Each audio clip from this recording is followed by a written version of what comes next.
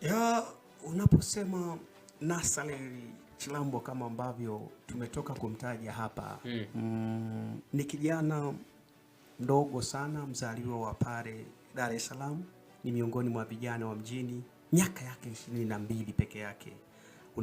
Unaweza ukaona kwamba timu ya Simba inakwenda kufanya sign on player, mchezaji wa miaka 22, manake inatengeneza timu ambayo itakuwa balanced on defense, kwa sababu inaleta kijana ambaye bado ana energy ni aina mchezaji ambaye ukimtazama ubora wake ni mzuri sana, kwa sababu bado ni kijana mdogo ambaye ana uwezo wa kuisaidia timu. Sasa ukijaribu kutazama ni mchezaji wa namna gani, kwanza eneo analocheza la defenders ama la defending side, ana uwezo, pamoja na kwamba anatumia mguu wa kulia, ana uwezo wa kucheza namba zote hizi za katikati tatu, kwa maana kwamba ana uwezo wa kucheza vizuri sana, hasa eneo la namba 2, ambako ni sehemu ambako mara kadhaa amekuwa anacheza mara kwa mara, kwa sababu ya mguu wake wa kulia ana uwezo wa overlap na anacheza vizuri sana. Lakini ukiacha tu kwenye eneo namba 2, ana uwezo wa kuadvance akacheza eneo la kushoto, kwa sababu amekuwa na ubora huo na ametengeneza mazingira makubwa baadhi ya mechi akicheza kwenye eneo hilo, kwa maana ya upande wa kushoto. Lakini pia ikitokea kuna shaking on defending side kwenye eneo la katikati, ana uwezo wa kusogea akaenda akacheza eneo la namba 4 ama namba 5 na akafanya vizuri sana. Miaka 22, ukimtazama ni dynamic support in attacking, sehemu pekee ambako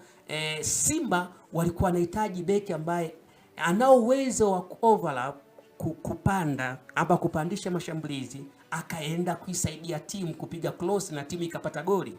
Simba wanacheza mabeki wao mara kadhaa wamekuwa ni part ya kurestart mashambulizi kwenda mbele. Sasa wanahitaji aina ya beki ambaye atatengeneza dynamic ama dynamism ya kusupport eneo la attacking, ili kuhakikisha kwamba wachezaji wanaocheza mbele wana receive close kutoka kwa namba 2. Sasa Chilambo huyu tunayemuona ameletwa kwa sababu kazi yake kubwa ya kwanza itakuwa ni kuteleleka ama kutilika na mpira.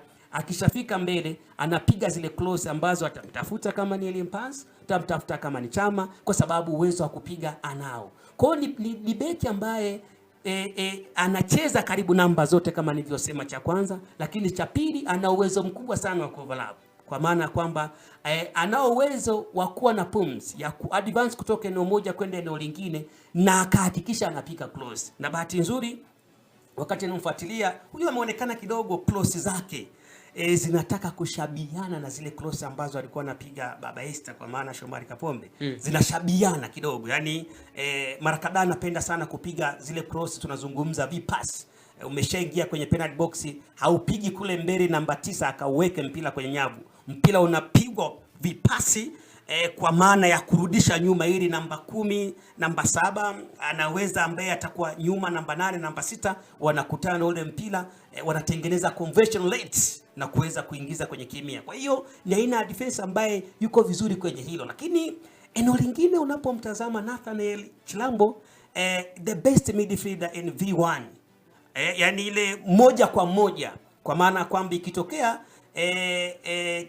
wachezaji wenzake walikuwa wameshambulia akabaki na mtu mmoja, yani yeye mwenyewe sasa akabaki na mshambuliaji wa timu pinzani, ni mchezaji mzuri sana kwenye V1.